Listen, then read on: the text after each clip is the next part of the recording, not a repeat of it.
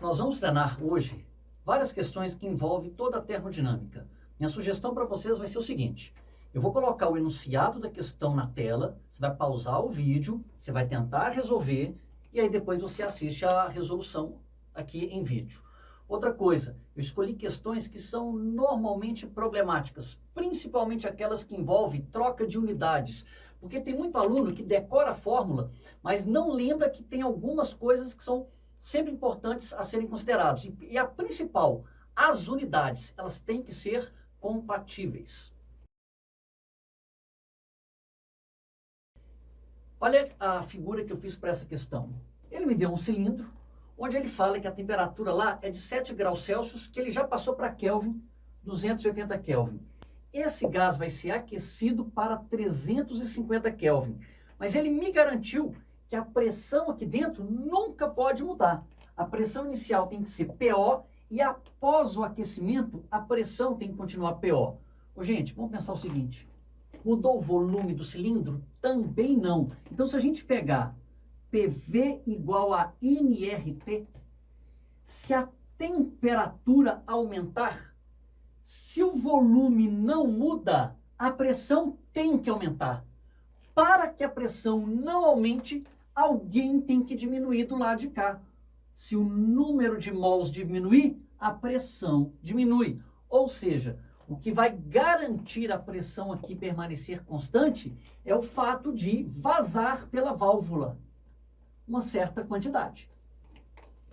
Ok. Bom, e daí?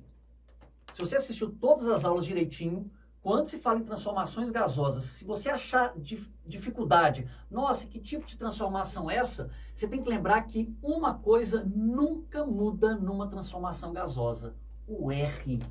O R antes de aquecer o gás é o mesmo R depois. Lembre-se, PV igual a nRT. Esse R é sempre constante. Então, o R inicial é igual a R final. Mas o que é R? Não é PV sobre NT?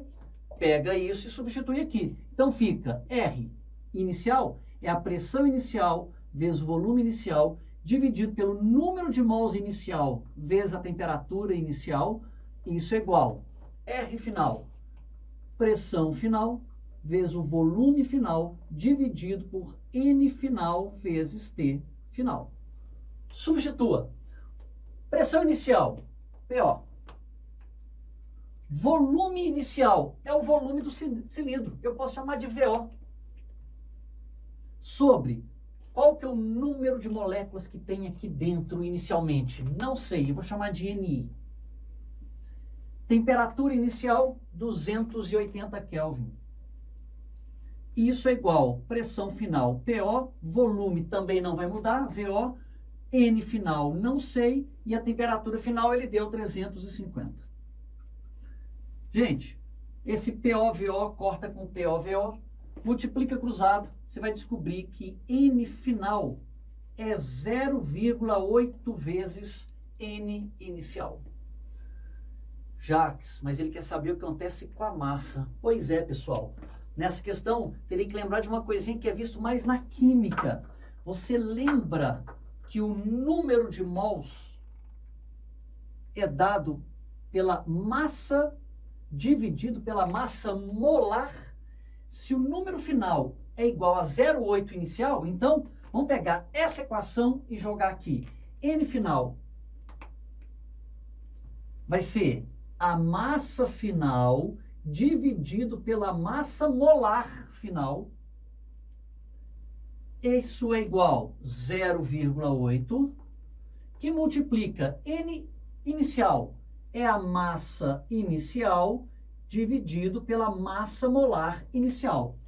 A massa molar, gente, por exemplo, se isso aqui fosse oxigênio, o oxigênio tem massa molar que vale quanto? 32, não é? Então, isso O2. Então, o que eu tenho? Eu tinha oxigênio, continua oxigênio, mudou a massa molar? Não, então isso aqui cai fora. Então eu tenho que a massa final, que no enunciado ele chamou de M maiúsculo, tá? Que eu vou manter ele minúsculo. M final vai ser 0,8 vezes a massa inicial. Isso aí já mata a questão. Então fica a resposta letra B de bola. Vale a pena mencionar um negocinho aqui. Saiba interpretar isso aqui. Se o número de mols final é de 0,8, isso aqui não é 80%, então para que a pressão aqui continue constante, 20% do gás escapou por aqui. Os outros 80% continuam aqui. Um outro detalhe, você concorda que o volume do gás que ficar, imagina que só metade tinha ido embora. Se metade vai embora, a metade que fica vai ocupar só metade do volume? Não, o volume de um gás sempre ocupa todo o recipiente, tá bom? Essa questão pede para calcular o trabalho. Então vamos pensar o seguinte. Qual é a equação de trabalho que você conhece? Você aprendeu só uma. Trabalho é a pressão que multiplica o volume final menos o volume inicial. Só que o que eu disse lá na nossa aula? Você só pode usar essa equação se a pressão for o quê? Constante. Ou seja, a transformação tem que ser isobárica. Ele vem e me dá um gráfico. Jacques, e se a pressão não fosse constante? Aí ele teria que te dar um gráfico de pressão por volume e a área do gráfico te daria o trabalho. Mas olha o que ele me deu, um gráfico de volume por temperatura. A área aqui não tem significado nenhum. Então, para usar essa equação, primeiro eu tenho que enxergar se isso aqui é uma transformação isobárica. Se você prestar bastante atenção no gráfico, isso é uma reta inclinada passando pela origem. Então, se eu pegar PV igual a nRT, eu tenho que volume e temperatura são grandezas diretamente proporcionais. Agora, vamos lá. Coisas da matemática. Se eu tenho uma igualdade onde duas grandezas são diretamente proporcionais, isso só pode ser dito se as outras grandezas da equação permanecerem o quê? Constantes. Então, o R tem que ser constante, sempre é. O número de mols vai ter que ser constante, ou seja, não pode ter vazamentos. E terceiro, a pressão vai ter que ser constante. Ou seja, isso aqui é uma grandeza, isso aqui é uma transformação isobárica. Ok, agora que eu já te convenci que isso aqui é uma transformação isobárica, para calcular o trabalho, eu preciso calcular a pressão, porque os volumes ele me deu. Jacques, para calcular a pressão, que equação que eu tenho? Gente, você só conhece uma. A gente sabe que PV é igual a nRT. Então, vamos lá, ué. Qual que é a pressão do gás? Não sei. Qual que é o volume dele? Escolhe qualquer ponto aqui, já que a pressão não vai mudar, eu vou pegar esse primeiro ponto. O volume inicial, ele deu 15 litros. Só que agora eu vou fazer um negocinho aqui. Eu vou colocar as unidades para você perceber como que é perigoso você não prestar atenção. 15 litros. Isso é igual. Número de mols, 1. Quê? Mol. Vezes o R. Olha o R. 8,3 joules. 8,3 joules por mol Kelvin. Vezes a temperatura que ele disse que a inicial é de 300 Kelvin. Então, 300 Kelvin. Bom, e agora, o que a gente vai fazer? Eu quero calcular a pressão, mas primeiro, dá para cancelar algumas unidades? Ó, esse mol aqui corta com esse mol. Esse Kelvin corta com esse Kelvin. Fazendo as contas aqui, a pressão, isso aqui vai dar 166. 166 o quê? A conta que eu fiz foi 8,3 vezes 300 dividido por 15. 166 sobrou joule de um lado e litro do outro. O litro passa para cá dividindo. Isso aqui é 166 joules por litro. Deixa isso guardado. Beleza, e agora? Para calcular o trabalho? Então, trabalho é a pressão que multiplica o volume final menos o volume inicial. Trabalho é igual pressão 166 joules por litro vezes volume final. Olha, o volume inicial, que ele falou que é 15 litros, depois ele dobra. 2 vezes 15 é 30. Então, o volume final é 30 menos o volume inicial, 15. Mas é 30 menos 15 o quê? Litros. Corta litro com litro. Você vai ter 166 vezes 15.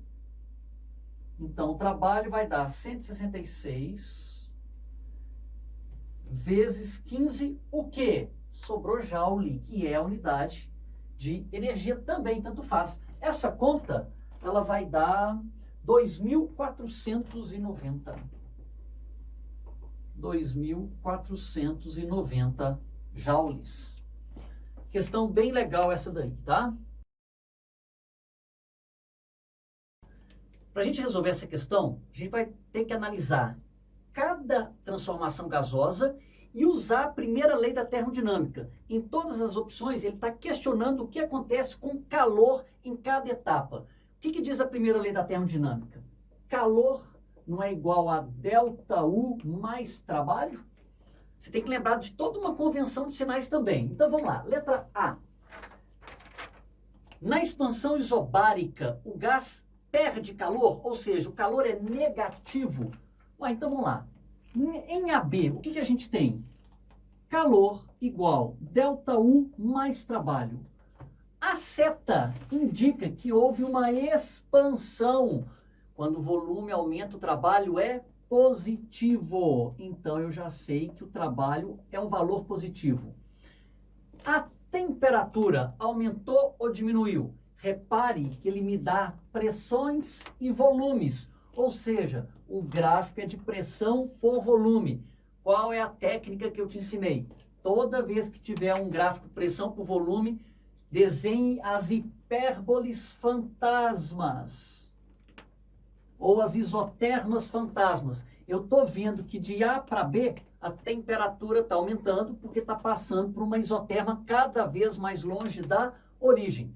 Ou então você usa PV igual a nRT. Se o volume aumenta, como a pressão é constante, então a temperatura tem que aumentar. E quando a temperatura aumenta, ΔU é positivo. Ou seja, o que vai ser o calor? O calor é a soma de um valor positivo mais outro valor positivo. Então, esse calor é positivo. E quando o calor é positivo, significa que ele recebe calor. Então, a letra A está errada. Letra B. Na expansão isotérmica AC, não intervém calor, calor é zero. Olha, eu já sei de cara que está falso. Porque não há calor só na transformação chamada adiabática. Em AC, ele falou que é isotérmica. Se é isotérmica, a temperatura permanece constante. Então, se a gente fizer calor igual a ΔU mais trabalho, calor vai ser ΔU é zero. Se a temperatura nem aumenta e nem diminui, não há variação da energia interna. Mas o trabalho, a seta indica que o volume está aumentando. Se o volume aumenta, o trabalho é positivo. Zero somado a um valor positivo só pode dar valor positivo. Calor positivo, recebeu calor. Próxima. Na expansão adiabática AD, o gás não realiza trabalho? Primeiro, em AD, a seta indica que o volume aumenta.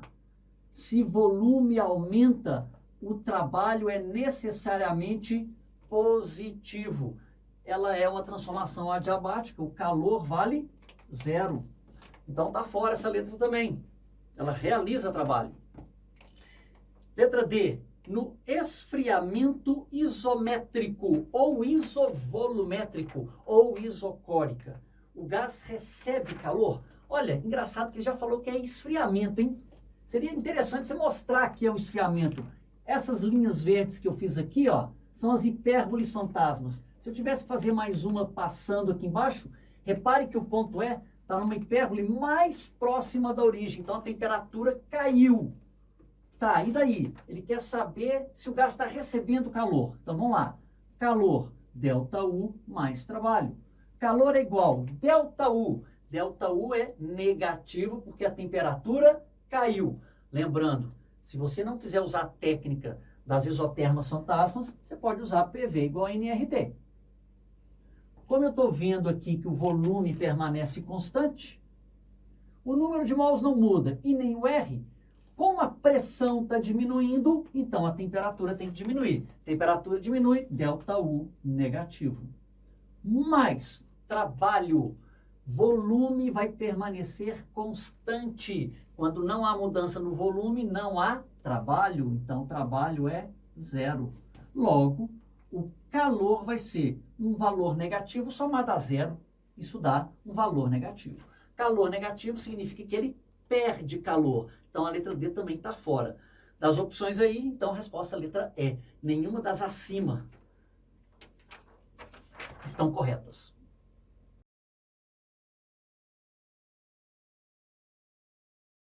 Para resolver essa questão, a gente vai ter que lembrar de algumas coisas até da hidrostática. Mas, por hora, vamos só desenhar o que está dado no enunciado.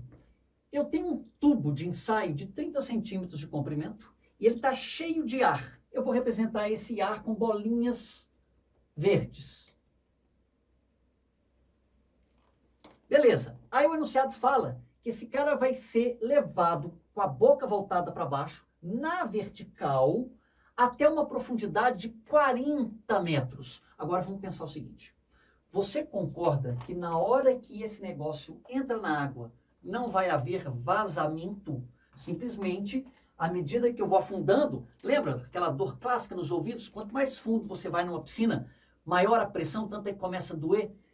O que vai acontecer quando eu pego um gás que está confinado num tubo e, de repente, a pressão sobre ele aumenta?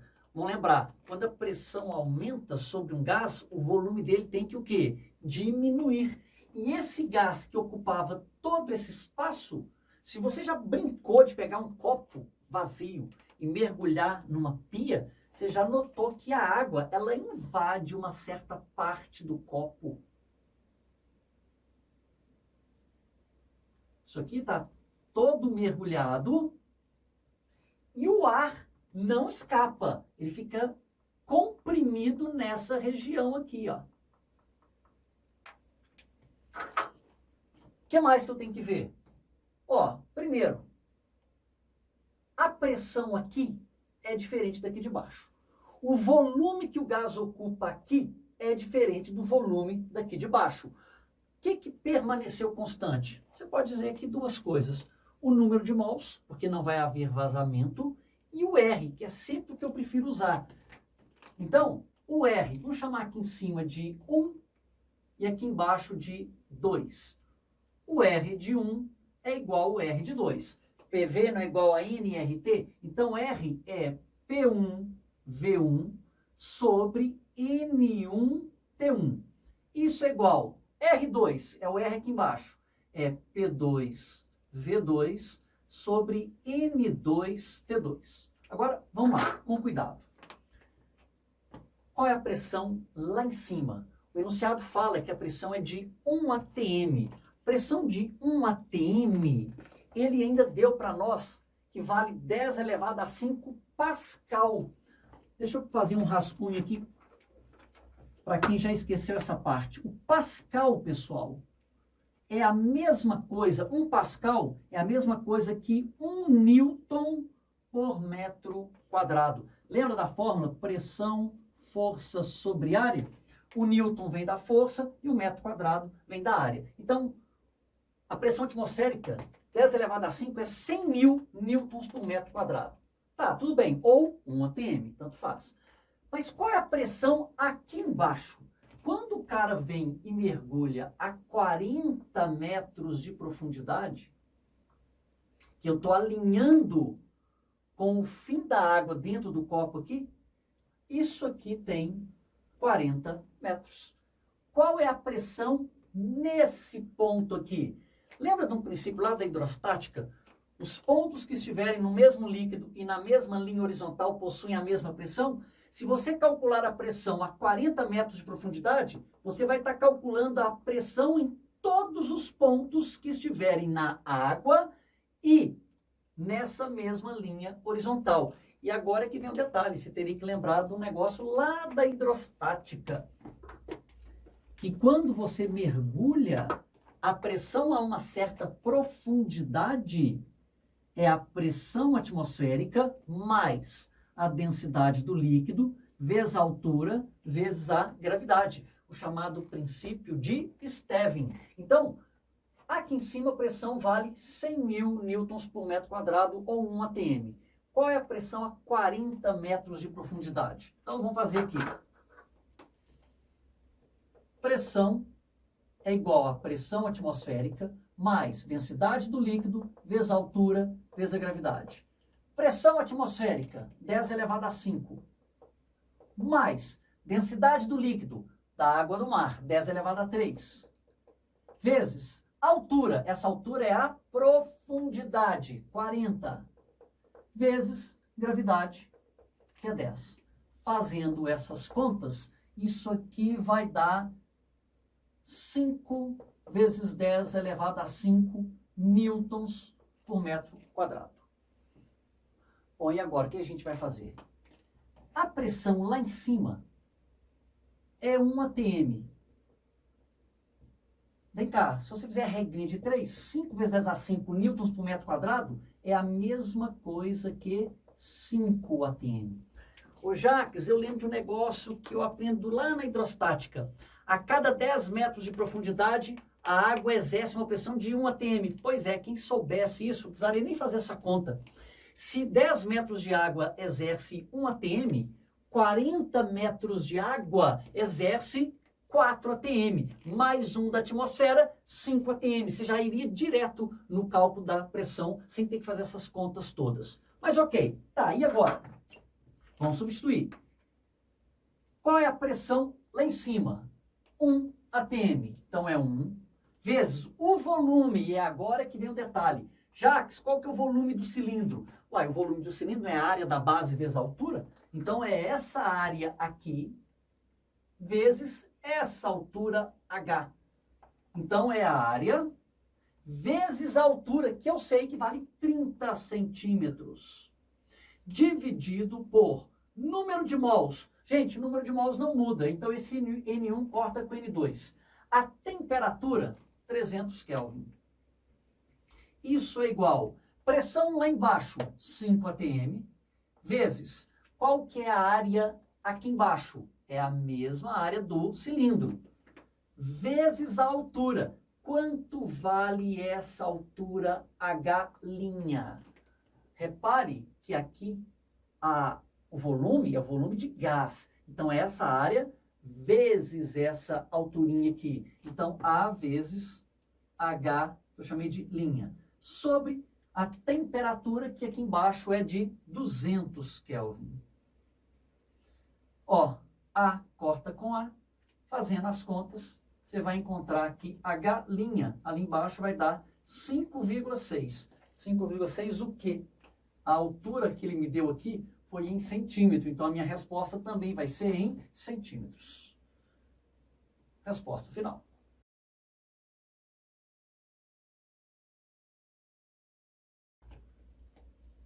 Olha o desenho que eu fiz aqui. Eu tenho um pneu onde a pressão dele é 2 atm, isso no início a 9 graus Celsius. Tem que passar para Kelvin, dá 282 Kelvin. Ele fala que depois de usar o carro, a temperatura do pneu vai para 37 graus Celsius, que eu já passei para Kelvin, 310, e o volume do pneu teve um aumento de 10%. Alguns alunos têm problema de mexer com porcentagem. Então, ele quer saber qual vai ser a nova pressão do pneu depois que ocorrer essas duas mudanças, tanto na temperatura quanto no volume. No volume do pneu, eu gosto de fazer muito regrinha de 3, principalmente quando as coisas são mais complexas. Aqui até a maioria consegue enxergar com mais facilidade. Jacques, eu inventei que o volume do pneu tinha 10 litros. Aumentar 10%, então agora ele tem 11 litros. Legal. malandro você resolver dessa maneira, mas não está errado. O jeito correto mesmo seria fazer o seguinte: a gente pode considerar que o volume inicial equivale a 100% do volume. Pois é, mas ele não falou que o volume final teve um aumento de 10%? Uai, se o volume inicial é 100%, então o volume final equivale a 10% a mais, não é 110%? Se você multiplicar a regrinha de 3, você vai descobrir que o volume final é 1,1 vezes o volume inicial. Então, o volume final, 1,1 vezes o volume inicial. Pois bem, tem vazamento aqui, a válvula que tem lá no pneu foi usada, ele não menciona nada. Então, o número de moléculas aqui dentro permanece o quê? Constante. Se o número de mols não muda, você pode usar pivete 1 igual a pivete 2, ou pivete por voltou, ou você pode igualar os R's. Então, só para ficar diferente das outras soluções, P1, V1 vezes, dividido por T1, pivete 1, igual a pivete 2. Então, vamos lá. Qual é a pressão inicial? 2 atm, vezes o volume inicial, não sei, vou chamar de V1, sobre temperatura inicial, 282 Kelvin. Isso é igual pressão final. A pressão final é o que ele quer descobrir, aliás. Volume final, um aumento de 10%, valia V1, então agora vale 1,1 vezes V1 sobre a temperatura que é 310 Kelvin. Então, fazendo as contas, ó, V1 corta com V1 e P2, isso aqui vai dar 1,999 atm.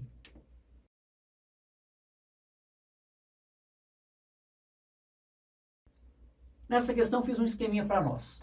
O gás que ocupa esse volume inicial que ele chamou de VO vai ser comprimido isotermicamente, ou seja, a temperatura não vai mudar, de tal maneira que ele é comprimido enquanto ele abre uma torneira. Havia uma certa quantidade de mols aqui, N. E aqui, como vai ter um vazamento, vamos chamar aqui de N1, o número de moléculas que vai ter aqui é N2. Só que ele me garantiu o seguinte, que metade da massa vai escapar. Então, se aqui eu tinha massa M, vou chamar de massa M1, na figura seguinte, eu vou ter aqui uma massa M2, que é a metade da massa inicial, porque a outra metade saiu pela torneira. Joia. E agora, o que eu sei? Bom, ele me garantiu que a temperatura permanece constante. Então, não vai... Ó, muita gente vai fazer isso aqui, ó. Pivete 1 igual a pivete 2. Aí ele corta as temperaturas, substitui os valores de pressão e volume e vai errar. Por quê? O número de mols não é constante. Você tem que lembrar, igual eu fiz nessa questão do pneu, só se usa pivete 1 igual a pivete 2 se não tiver vazamento. O que não vai mudar aqui? O R. Então vamos chamar essa figura de 1 e essa figura de 2. R1 igual a R2. Lembrando que se PV é igual a NRT, R é PV sobre NT. Então vamos lá, R1, P1 vezes V1 sobre N1 T1. Isso é igual a P2, V2 sobre N2 T2.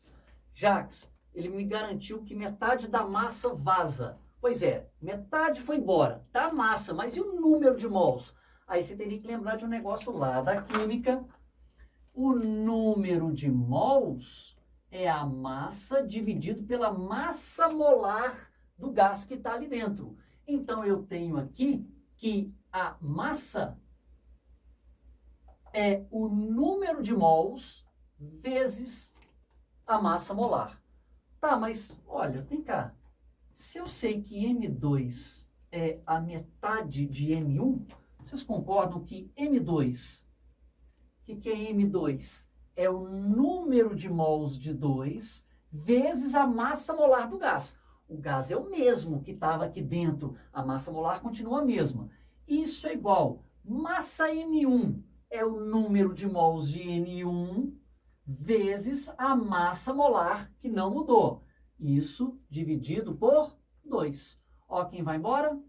A massa molar. Então, eu tenho que o número de mols em 2 é a metade do número de mols de 1. Então, vai ficar pressão inicial, 4 atm, volume inicial, ele chamou de VO, sobre número de mols que tem aqui, vamos chamar de N1, vezes a temperatura. Temperatura não muda, o processo é isotérmico.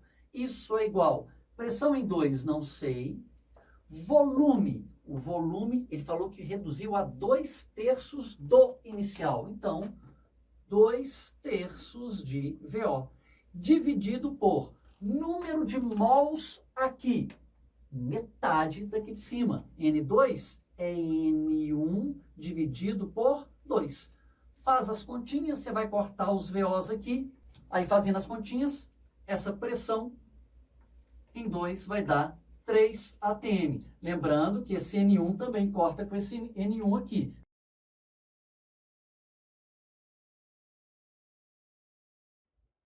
Para a gente resolver essa questão, eu montei aqui o esqueminha básico dos bombeiros. Tem um cilindro, onde lá tem 200 atm de pressão, e esse cilindro cabe 9 litros de oxigênio. Aqui está a máscara que vai acoplar no rosto do bombeiro. Só que tem um detalhe, gente. Se eu pegar esse gás a essa pressão e pegar 200 atm e enfiar dentro do meu pulmão, você explode o pulmão. Para que isso não ocorra, tem que ser liberado para a respiração a pressão só de 1 atm. Só que tem um detalhe, o enunciado falou que a temperatura vai permanecer constante. Outra coisa, eu vou estar adotando que tudo que sai entra, ou seja, não há perda gasosa aqui. Então, se a gente pegar a equação do pivete, pivete 1 igual a pivete 2, eu tenho uma transformação que é isotérmica.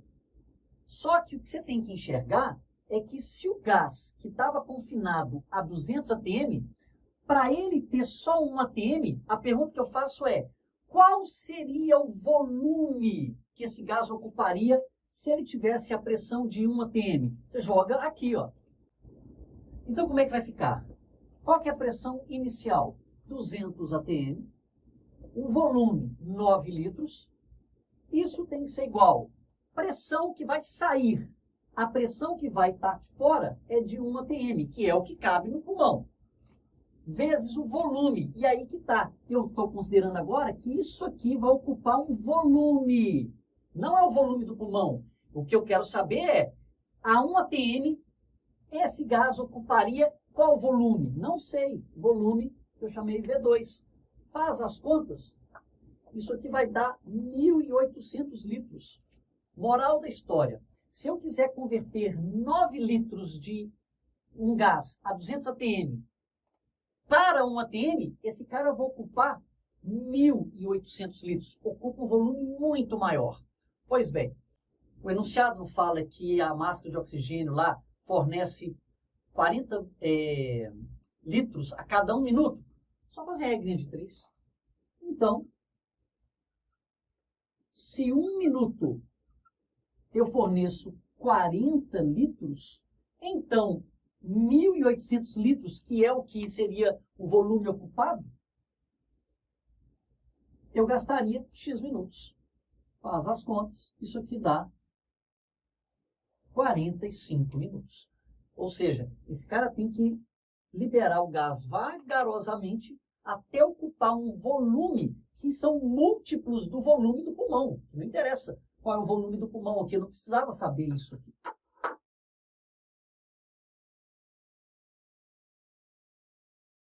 Para essa questão, vamos pegar primeiro inicialmente o que o enunciado fala. Começa com uma expansão isotérmica. Expandir é aumentar o volume. Então, ó, isotermicamente, então você tem aqui, eu fiz uma hipérbole, você vê que a temperatura é constante e o volume está aumentando.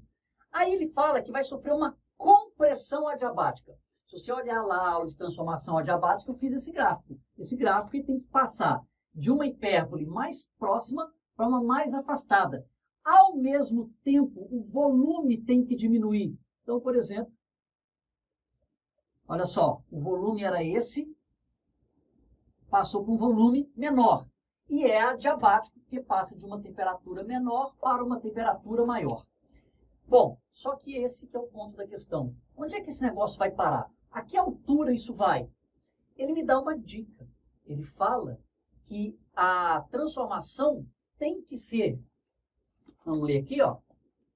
A variação total da energia interna do gás poderá ser nula. Espera aí.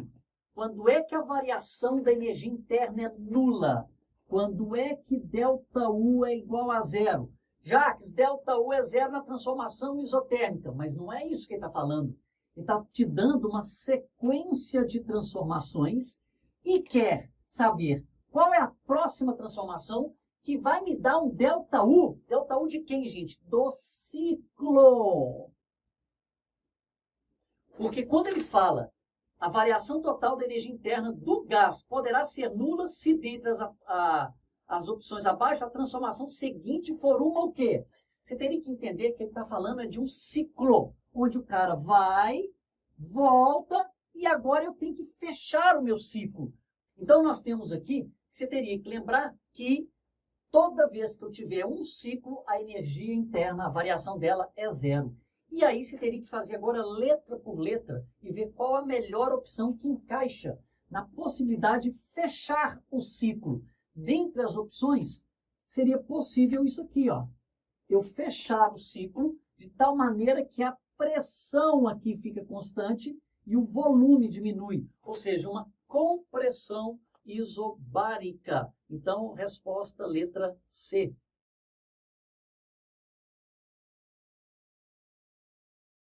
Para essa questão, fiz esse desenho. Imagine que o gás estava confinado nesse recipiente. Ele recebe calor, ele vai ser aquecido de 27 a 127 graus Celsius, que é de 300 para 400 Kelvin.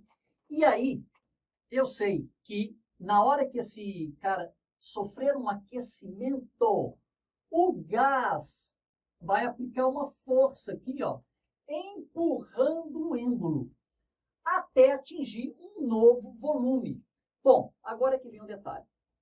Que transformação que é essa? Pessoal, deixa eu fazer um rascunho aqui.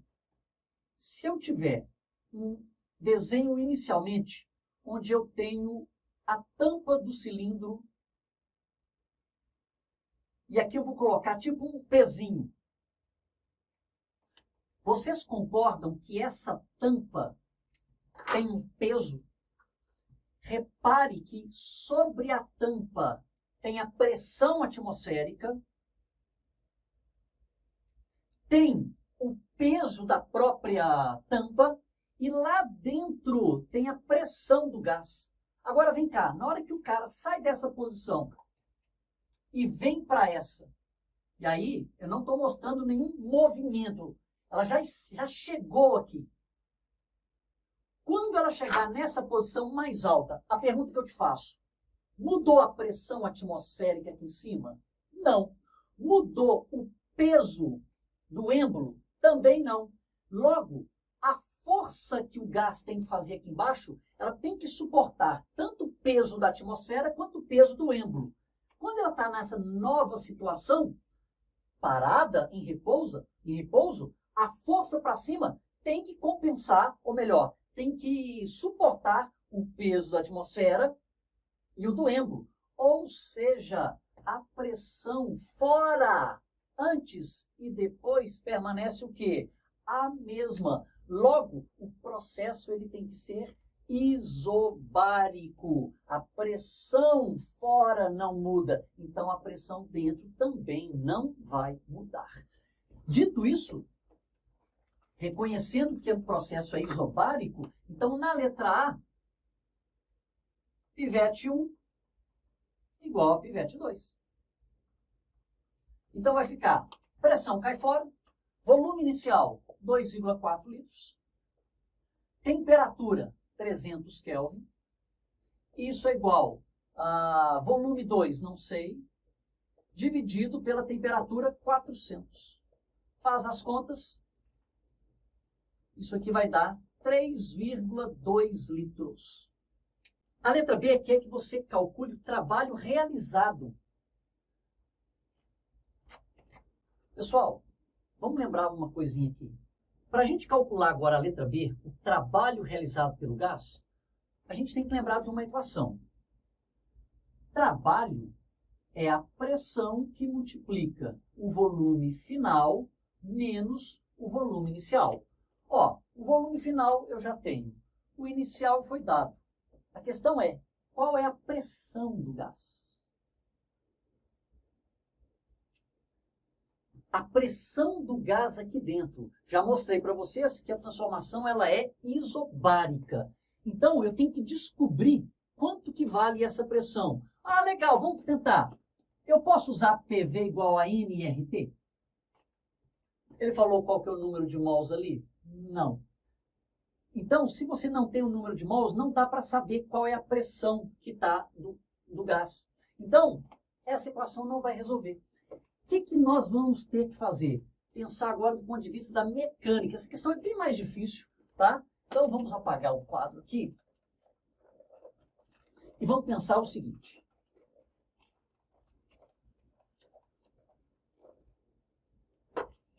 Vamos analisar o seguinte. O gás, durante a expansão, não vai aplicar uma força para cima? Vem cá, se o gás estiver parado, suportando o peso disso aqui, eu vou desenhar aqui agora o pistão. O êmbolo, melhor.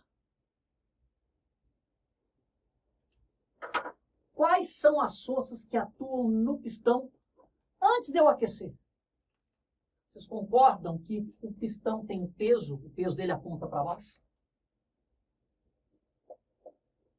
Vou colocar aqui, peso. Quem mais? Qual outra força? A pressão atmosférica não pressiona o pistão?